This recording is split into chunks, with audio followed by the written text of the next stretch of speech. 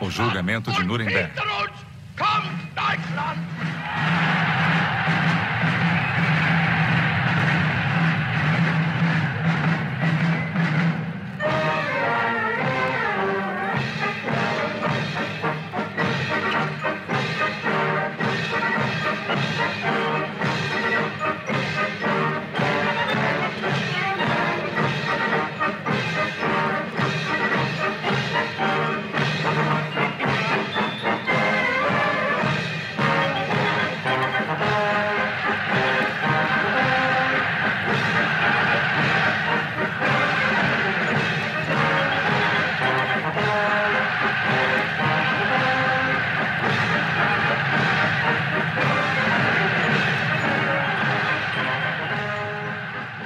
Para contextualizar, nós estamos falando de uma Alemanha que foi derrotada na Segunda Guerra Mundial e com isso ela cria um problema para os aliados, principalmente para os Estados Unidos, que não sabe o que fazer com os nazistas, o que eles fariam com os nazistas.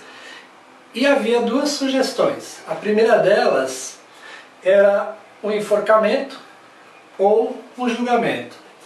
Esse enforcamento foi a primeira versão conhecida como o Plano Morgenthau, onde falava, vamos encerrar esse problema. Só que isso traria um outro questionamento no sentido de dizer, olha, nós estamos fazendo as mesmas coisas que os nazistas fizeram. Portanto, de alguma forma, para resolver esse problema, o melhor seria um julgamento. E foi o que foi feito na cidade de Nuremberg. Ela fica no centro da Alemanha, relativamente próximo a Munique. E esse tribunal foi um tribunal formado principalmente pelas forças aliadas. Os Estados Unidos, a França, a União Soviética e a Inglaterra, que tinha a missão de fazer o julgamento desses nazistas e de alguma forma aplicar uma sentença para cada um deles. Os réus, por outro lado, sabiam que na verdade estava se tratando de um tribunal dos vencedores, cujo final todo mundo já sabia. Esse julgamento foi a primeira experiência no mundo e serviu de base para todo o ordenamento jurídico subsequente. Os acusados, com base nisso, ficavam em choque e até com uma certa surpresa, pois eles não imaginavam esse tipo de desfecho. Esse homem, Streicher, é insuportável. Pornográfico, agressor de judeus. Eu não gostaria de ficar com ele. Não fazemos distinções. Coronel, respeitosamente protestamos contra a nossa prisão. Nós só estávamos seguindo ordens, nada mais. Como colega de farda, certamente deve me compreender. Toma.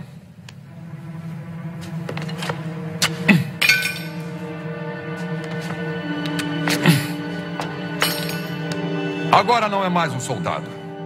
Vocês são todos criminosos de guerra. Todos vocês. Tranquem todos. Nazistas desgraçados. A figura central do julgamento é o segundo homem de Hitler, chamado Hermann Göring. Esse sujeito era um sujeito que era bastante carismático, diferentemente de Hitler, que era visto como um ídolo, algo inatingível, um mito. Göring era já mais próximo, era uma pessoa... ele tinha uma figura mais bonachão, mais acessível, etc., sempre sorridente. Isso causava uma boa impressão. Além do que, era um sujeito que deixava tudo pronto, ele acertava todas as coisas, todos os detalhes para Hitler. Então era um cara que facilitava, era o braço direito, eu diria assim. Hermann Göring era uma figura muito popular. Sua popularidade diferia da de Hitler, que era praticamente idolatrado. Mas as pessoas tinham um lugar acolhedor para o cara gordo e suas medalhas. Acho que é uma questão de identificação. Ninguém se identificava com Hitler, seria impossível. As pessoas não ousariam.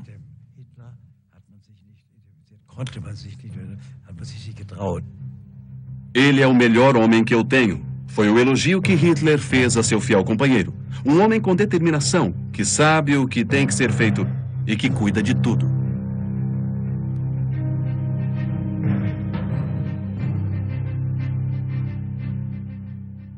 Lembrando, existia também um cara da propaganda e existia o Goering, né? Nós estamos falando no Goering, que era um cara mais do operacional, do dia a dia lá. Com a formação desse tribunal, os promotores, né, advogados, na verdade, advogados da acusação, eles tinham que se preparar, estudar bem o caso para poder fazer uma boa acusação e não deixar nenhuma brecha para a defesa dessas pessoas, desses acusados. O desafio dos promotores era gigantesco, porque eles não podiam deixar brechas para nenhum tipo de escapatória, para que fosse um julgamento bem amarrado. Esses sujeitos, antes do julgamento, eles gozavam de um certo respeito. Mesmo sendo inimigos, né, porque representavam a Alemanha derrotada, havia um certo respeito ético ali entre as forças militares.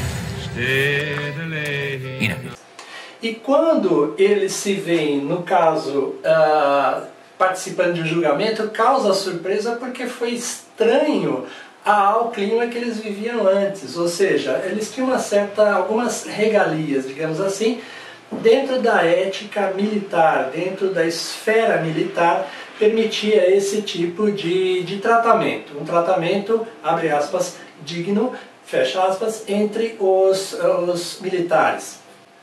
Portanto, no primeiro dia de julgamento, o Goering vai respondendo de forma muito tranquila e objetiva. Ou seja, era perguntado para eles, olha, mas você eliminou todos os partidos políticos de oposição, etc. E ele dizia, eliminei sim, porque eu tinha que fazer isso, eu não tinha que colocar resistência alguma, fazia parte do plano que nós tínhamos de tornar uma Alemanha grande, uma Alemanha digna, honrada, etc., etc., que envolvia a conquista de outros territórios, etc., mas que nada foi negado.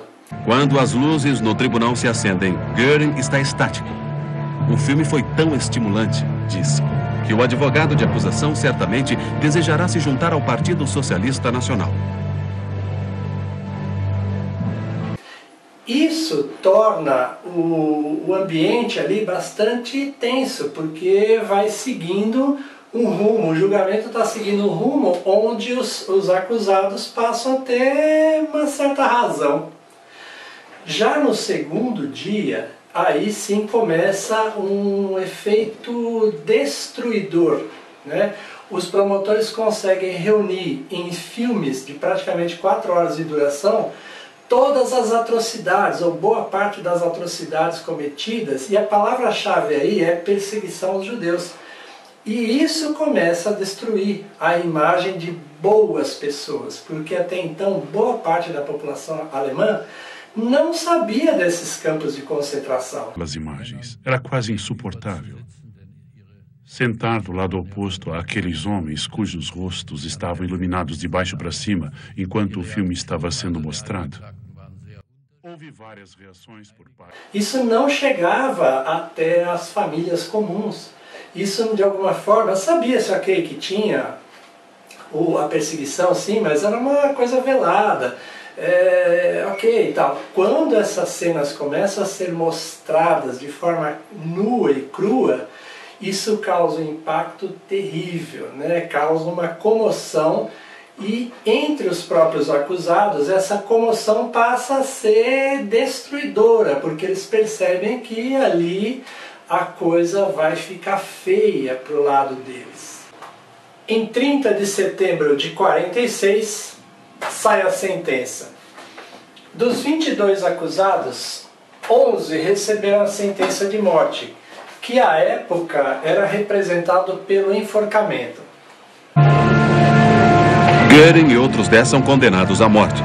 7 são condenados à prisão e 3 absolvidos.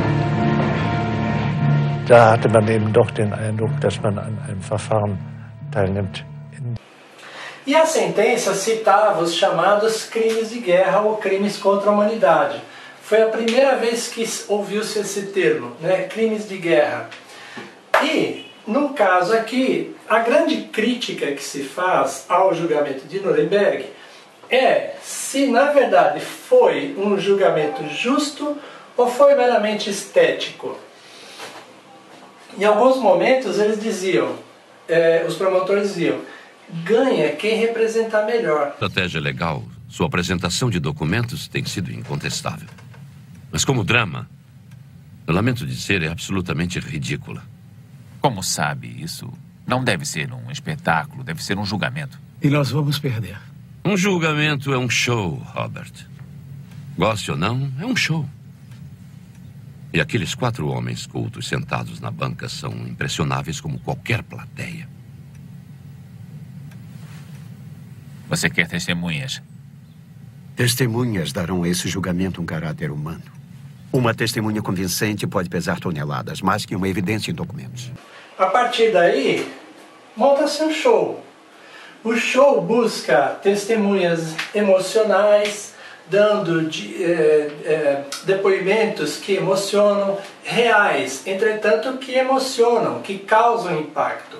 Portanto, foi um julgamento parcial.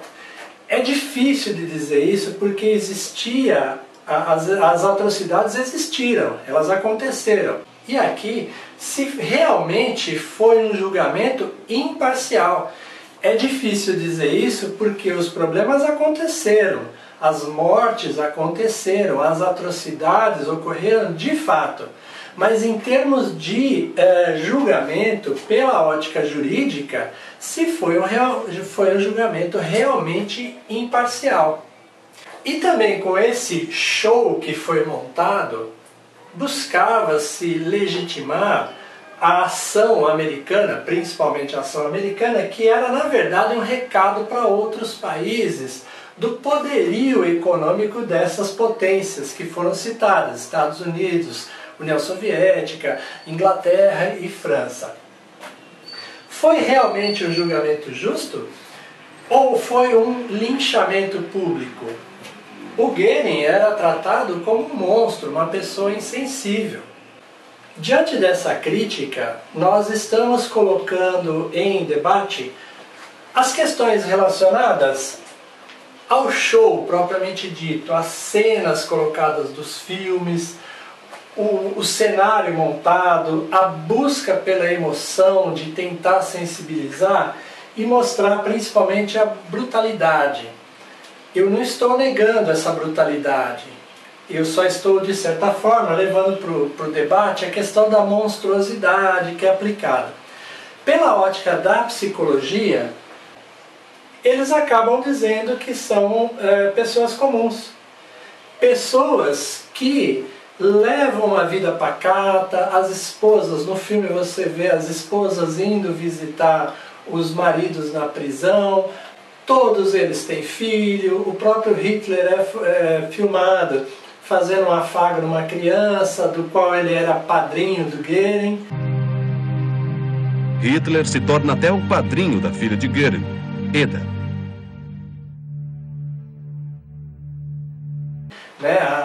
Ele era padrinho da filha do Göring. Então, mostra uma vida pacata, uma vida comum. Entretanto, o que não pode causar surpresa, que eu trago a visão da psicologia, é que essas pessoas, na verdade, são pessoas comuns. Numa cena do filme, o soldado entra na cela do Göring, trazendo um balde e uma vassoura no esfregão para que ele mesmo limpasse a sua cela, a sua própria cela. O que em tese mantém a higiene do local, não transmite doenças, ou pelo menos evita. Só que o Goering, quando vê isso, ele vê um ato de insolência. Trazer onde já se viu, e ele pega e dá um chute no balde, fala, eu não sou pessoa para fazer isso, né? E mostrando que ainda tinha autoridade. Só que eles saem num embate aí físico, não uma coisa tão forte e agressiva demais e tal, mas sai num embate físico, o que leva o Goering a ter um princípio de ataque cardíaco. Ou seja, o que se quer dizer isso? O que quer dizer essa cena? Essa cena quer dizer que eram pessoas frágeis também.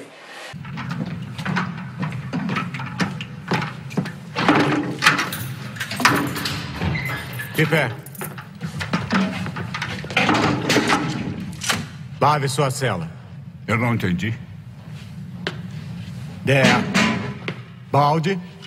Der. Vassoura. Limpa. Pegue isso. Pegue agora. Pegue já. Ei! Tenente!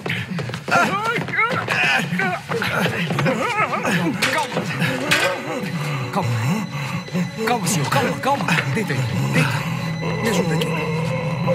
Calma. Tá tudo bem. Calma. Entrar na linha de pessoas comuns, pessoas poderosas, insensíveis, nada. O contrário é mostrado. São pessoas frágeis, que de alguma forma se escondem no seu poder, na sua autoridade, porque não são capazes de expressar isso de outra forma. Então tem que usar o que? A força, o autoritarismo.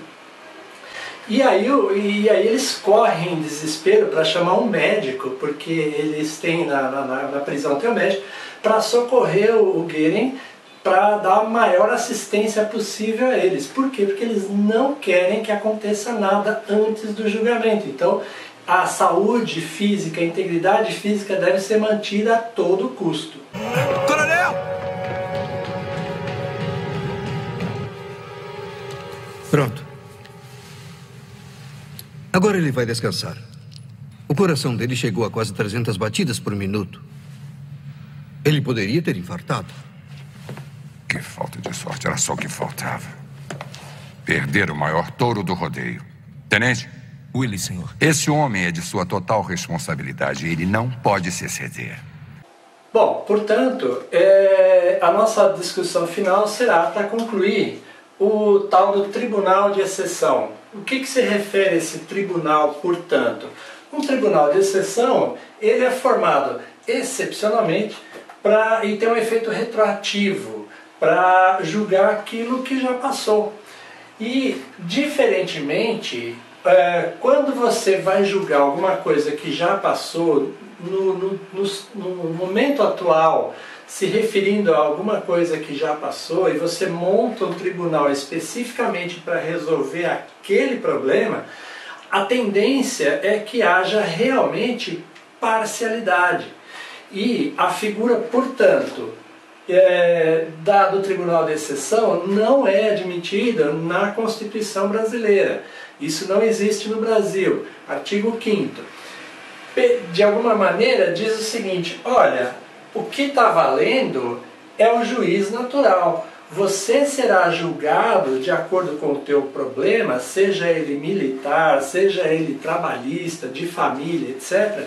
Ele será julgado por um juiz competente, um juízo que já existe e ele passa a julgar da sua criação em diante, não da sua criação para trás no tempo, daqui em diante. Então, é competente e tem também, principalmente, a imparcialidade.